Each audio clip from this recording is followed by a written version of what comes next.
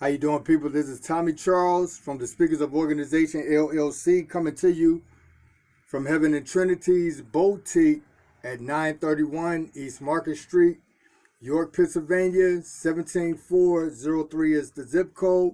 Area code 717-219-8700 is the telephone number where I can be reached. Usually you'll just have to call me, leave a text, because I'll respond better by text. Or you can email me at speakersofOrganization@who.com. That's the speakers, not the speakers, but speakers of organization at yahoo.com is the email. Today I'm going to come to you with a video that I think is very important, that I think people should know, and also parents and guardians, I believe that you should teach your children. And I'm going by this because of how it was when I was coming up, and I needed somebody to really talk to me and put some of this information in my mind or in my head when I was younger. I'm talking about as a teenager, even as a child coming up. This type of information, I believe, should be installed in children. So I think this information that I'm going to talk about on this video, if it's something that's taught to children at a young age coming up, I believe that it will cause more marriages to become better. And then if a child grows up and becomes a knucklehead, whether it's the male or the female, the woman or the man in the relationship or in the marriage, if they decide to be knuckleheads through their marriage, then you as a parent or you as a guardian that raised that individual will still be able to clean your hands from it and say, you know what? I told him, I told her, I kicked knowledge to him, I kicked knowledge to her, but they themselves decided to still grow up and be a knucklehead and not apply by, the positive rules that I put to them. So that's what I did as a parent. And I have two younger daughters that this store is named after, and that's Heaven and Trinity. And Heaven is she's in high school right now. My other daughter, she's in middle school, and I love them dearly. And that's who I named this store after. And my goal is to keep this store going and turn it over to them, that they may be owners of it.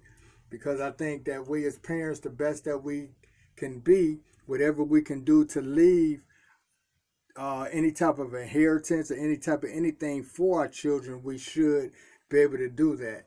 And working a job is not going to do it, or working for somebody else is not going to do it. But then on the other side, everybody is not built, made, or created to be an entrepreneur, but there are people that have entrepreneur spirits in them, an entrepreneur mind and an entrepreneur mentality. And I say to you, the best, you that do have that, go for it. Go for it. Like I always tell people, it's better to try and to fail and to keep trying and keep failing. And then at least when you get old, you can say, hey, I tried. I tried and it just didn't take off. But I attempted to make my dreams and my visions a reality, than to just live and have thoughts and goals and things that you want to do in your mind, and you never attempt to put it in reality. And then when you die, you had those regrets. It's like, man, I ain't even try. I just thought about it, and it's always something that I wanted to do, something that I would have loved to do, or something that I would have enjoyed to do in life, but I didn't do it. So it's better to try the best of your ability on whatever your income level is to do it. And I know us as a people, it ain't no lie, and it ain't no, it's not a fairy tale, it's not a lie, and it's nothing like that for anybody that come against what I'm about to say right now. We as a people, who the people call AKA black people, African Americans, AKA African Americans, what they call us, it's hard for us to go into business. The banks, they don't want to give us loans. It's a man that's down in Baltimore that opened up a convenience store, and they made it so hard and put so much red tape in front of him. It took him 3 years, but through his hard determination, he was able to overcome, and he opened this convenience store. Whereas when you have the Asians, the Cajuns, the Caucasians, and the Arabs or any other culture of people. But they can come over here and open up a business just like that, and also give it that business to somebody else in their family, their children or whoever. But and the system has made it where it's hard for us. It's hard for us. And that's no lie, no, and it's true. You know what I'm saying? And that's why I have a T-shirt. We have it's called Dare to Wear clothing. It says spreading positive truth through words. Are you bold and brave enough to wear this saying? And that's why this shirt, this brand shirt, Dare to Wear T-shirt, is nothing but speaking truth. And that's why you must understand, even in this, ownership is power. Only ownership is power. And that's what this T-shirt right here says. Only ownership is power. This is a Dare to Wear T-shirt. Educational, positive, and spreading positive truth information to all people. Because a T-shirt basically is a walking billboard. So this is what we do. So before I start the video on what I want to see, I like to at least showcase at least two things in the store to let you know what we have. I'm going to display two African handbags that's in the store today. I like this one because I don't know if I did it on another video, but I want to do it again with this handbag right here. This is an African handbag. I like these colors. Brownish, goldish colors are my favorite color. It has usually these handbags. This is a basic African handbag, nice black inside, chain, nice strap chain right here. Snaps right here to close it. Yep, it closed. I didn't even realize it closed. It must be a little magnetic too. But this is a nice, very handsome African handbag. I'm not gay, but hey, women, you can carry it on your shoulder like this. Or you can hold it in your hand like this. And this is I think this is a very real soft on the side right here. Very soft African handbag right here. Sturdy, hard chain, nice African handbag. And also I have another one. This is odd looking. This is also an African handbag, but it's odd, but it's nice. Probably not gonna see too many. Want to see too many people walking around with this one, but this is another also nice, pretty orange, burgundy blue. I guess it's like a pinkish color, and the green color side. That was the orange color, red, blue, peach, and green sides right here. Very soft, nice alligator look to it. It also had all of these. It comes with a strap. I'm not going to open them up because it's too much trouble, and it has paper inside of them. So I'm not going to go through it and open it. And also, I can't do it anyway because it's taped. I usually don't take the tape off or the paper off of it, so the handles are still taped. It helps the handbags maintain their shell, their shape. But this is nice, sturdy, like black and blue on that side, African handbag, different. Majority of the things in the store right here, you're not gonna really see anybody else out wearing it. So if you go to a dinner, a cookout, the church or whatever, you're really not gonna see nobody that is gonna come and or someone that's gonna have the same bag that you have. And that's how I like to keep it. This is the one side, got the alligator look, very color. It'll be eye-catching. It has the loops right here for the strap, because there's a strap. A lot of handbags, in the store they don't have the strap to it, but the strap is inside of the handbag. I don't take them out and put them on there. But this is the nice African handbag right here for you ladies. And I'm not going to take the strap out, but you can carry it like this, or you can also have it and carry it like this with the strap, like this with the strap around your shoulder, same way. Easy and very comfortable. So those are the two handbags that I want to display in the store today. But this subject is a very important subject. Let me show you another T-shirt that I have in the store. This is what Dare to Wear also is all about.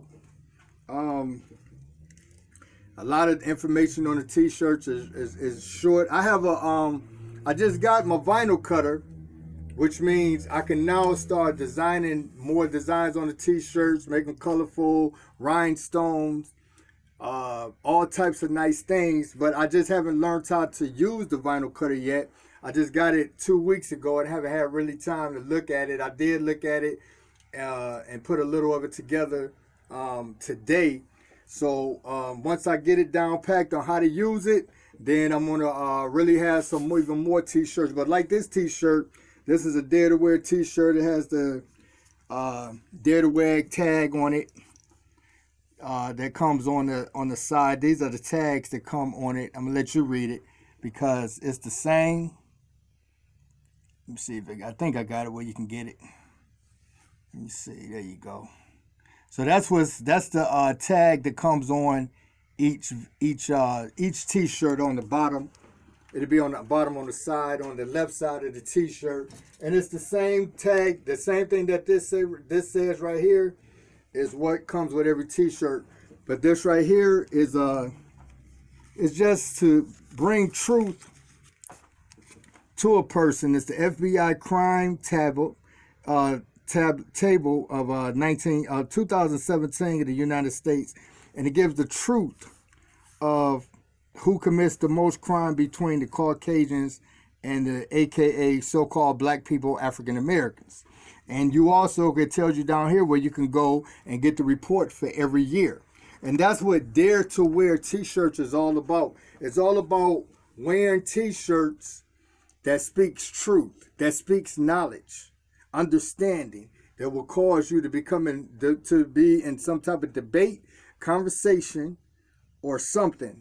But you're speaking truth. So are you bold and brave enough to wear a Dare to Wear T-shirt? We are going to start selling them online.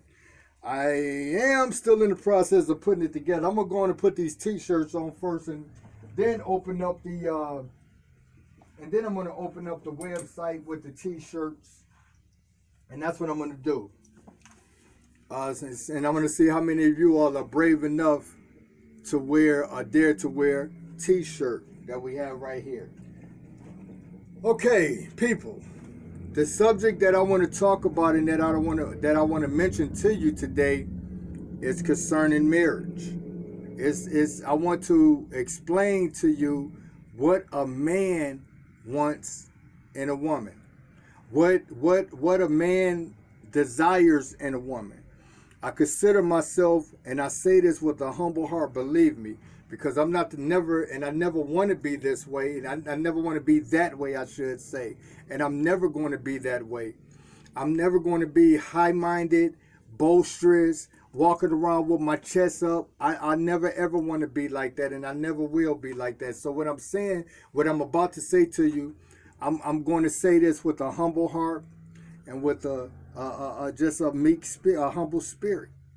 And I consider myself, through the grace of the Most High, of being a seasoned man. I'm a mature and I am a seasoned man. I'm an experienced man. I've been around the block quite a few times. I've experienced so many things in life. I endured so many things in life. I've had a lot of things happen to me in life. And all of those experiences that I have in the past, and even the things that I go through today and the things that I'm going to go through tomorrow, is what made me the man that I am today. So by the grace of the Most High, I'm strong, very mentally strong. And I'm a mature, seasoned man. So I have the right to speak on what a man wants in a woman. And this is something that a man should teach his son. And I did talk a lot of knowledge to my son when he was coming up. Both of my sons, all three of them. I talked a lot of knowledge to them. a lot of knowledge to them when they were coming up since children, teenagers, and adults. And I spoke that to them because I wanted them to have wisdom, knowledge, and understanding as they became older. I didn't want them to be full grown men with childish mentalities and low maturity, or not having any maturity at all. I didn't want that for them. And it was my job as a father to kick wisdom, knowledge, and understanding, true wisdom, knowledge, and understanding to them. And that's what I did by the grace of the Most High. So, I want to explain to you what a man wants in a woman. A man wants a woman to respect him. Now, I'm going to hit on all angles because I just don't want to talk about this and praise men and act like men are all right, because there's a lot of immature, silly men in this world also. A lot of men that don't have wisdom, a lot of men that don't have knowledge, and a lot of men that don't have understanding in this world. So let me rephrase this. Let me explain to you all what a mature man wants in a woman. A mature man. A mature man is someone who has understanding, someone who has wisdom, knowledge, and understanding. A man that doesn't let the society and the ways of this world dictate to him how he's supposed to think and how he's supposed to act and what he's supposed to like. Otherwise, his mind, his mentality is not institutionalized. Even though we all went through basically the 12-step program. And what is the 12-step program? The 12-step program is kindergarten through 12th grade, because school is an institution. School tells you what to think, how to act, what to see, what to like. It tells you this. That's what school tells you. Just like me, or my culture. When I went to school, they didn't teach us. The school system didn't teach us. The teachers that were in place didn't teach us about. They didn't teach me about my culture and my people, or to lift me up, or to instill confidence in me. They taught me to like and to love and to look up and to respect the Caucasian culture, which is them. In our school books, there were Caucasians, and I can't remember any of us. So school is an institution, because what is an institution? An institution is something, it's an organization, a program, group, or whatever that dictates to people and tells them how they're supposed to think and act. Otherwise, it programs the individual's mind. And that's what school is. Okay? So a mature man doesn't let any organization or anything teach them how they're supposed to act and think if it's wrong. Now, if it's kicking some knowledge to you that's true and right, then yeah, take that in. But if it's lying to you, deceiving you, and say, oh, a man is supposed to think this way. Just like, let me say this to you. I remember coming up and hearing a lot of men as a young age saying that a man is not supposed to cry. A man is not supposed to cry. So, I heard it, but I can't say I applied by it, because there's countless times I cried. Definitely as a child, as a teenager, and as a grown man. And I'll do it today if I have to cry, because crying is a release mechanism that the Most High has given us to release pressure that's inside of us. So there's nothing wrong with the grown man crying. If you have to cry, then go somewhere off to yourself and go in a room